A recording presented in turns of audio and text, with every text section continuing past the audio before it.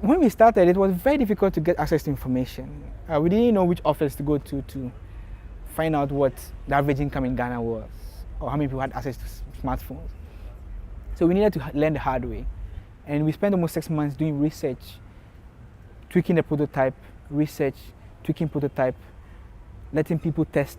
And so there were times when we went out to ask questions with questionnaires to gather information about companies' willingness to buy at what price point and their main pain. We were lucky to have a very big telecom, Tigo. They were just rolling out their Tigo Cash platform. It's an e-money mobile inclusion product. And they needed some form of customer service tool that would let people ask questions about the product because they didn't have a customer service center at that point. So they needed a very easy way to get customers to reach out to them. They let us sign on a customer service center. They actually opened their doors. We went into the customer service center. We asked questions of the managers, questions of the agents, what would be useful to them, and they give us tips.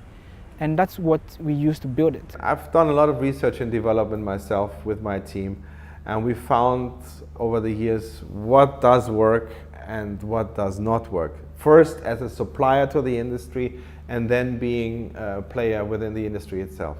For a technology to be successfully deployed in Africa, it has to be simple, it has to be cost effective, meaning the price per unit cannot be as high as in Europe because the purchasing power is simply not the same here in Africa as it is in Europe or America.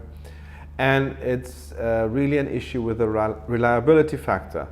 We have a phenomenon here in the West African coast where the winds come from northern Africa through the Sahara and bring a lot of fine sand, dust down to the coast. If you look over the ocean, you see a brown layer of dust, and that affects also radio communications very negatively. You know, I went for a fair in China and I saw the product. I felt the company was okay, you know, everything was okay. I brought the products into the country. Then I realized that even the nozzles were not the right nozzles that they should have used. So we had to ask them to bring new nozzles for us to fix it back. And to me, it wasn't acceptable because ideally it should have been a straight return product back to China. But just look at the processes involved to get the container back to China. And even are the company prepared? Is the company prepared to take the container back? Because I've heard stories from other business people where other countries too, they experience the same problems. You know, and when it happens like that and it's all your capital that you use for such a thing.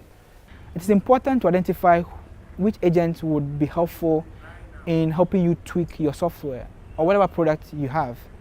I think we were lucky to have identified a very understanding manager at that point who really loved startups, winning an award that opened doors for us. We are not super smart, I must admit. So I would say some luck played into our success. We got the idea after our first pitch, and we truthfully did not tell Tigo we didn't have that feature. We went back, built that feature, having told Tigo that we already had it. But I talked to you, that's what I have. Through my conversation with you, I get a sense that you need B, but I know that I'm only a week away from B. So I asked you to meet me here next week, and I will show you B. So we displayed it to them, and they loved it. And at that point, I feel there was trust established. They tested our software. There were a few bugs then, yes, but then it solved a critical pain they had, and then we evolved that relationship. So for us, that was a very important relationship that helped us build our business.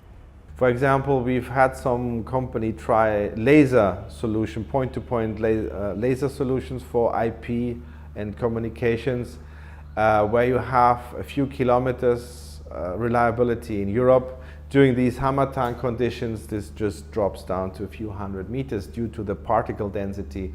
You learn as you go. The thing is, you have different problems in the rainy season and in the dry season. In the rainy season, you have the problem with tropical rain that does affect radio communication. Again, even on satellite platforms like KU, Ka band, where the size of the actual raindrops does interfere with the radio signal. And that is a big problem for internet communications. You don't want to lose your signal just because it rains somewhere. But there are ways with newer technologies to limit this rain fade margin so you don't lose the signal completely. You may lose some capacity. They had to bring new nozzles for us to change the nozzles. You know, and to me, it's a lot of work to change all these nozzles. And it was not a pleasant experience. So at times, even getting the right company becomes very challenging, because the company may portray itself as a very credible company. You can even visit the factory, but when it comes to delivery, it becomes something else. I know in other jurisdictions, before imports are made, they make sure that there are serious contractual agreements where maybe if there's default or anything, maybe they are going to lose their money. And they're able to do that because of the volumes involved. A friend was just telling me last year that he did an import from another country, and now it's like there's so much money down the drain, but nothing is happening. You know, and when it happens like that, you're on your own. So as I said, you should be prepared to make losses with some of these things, yes.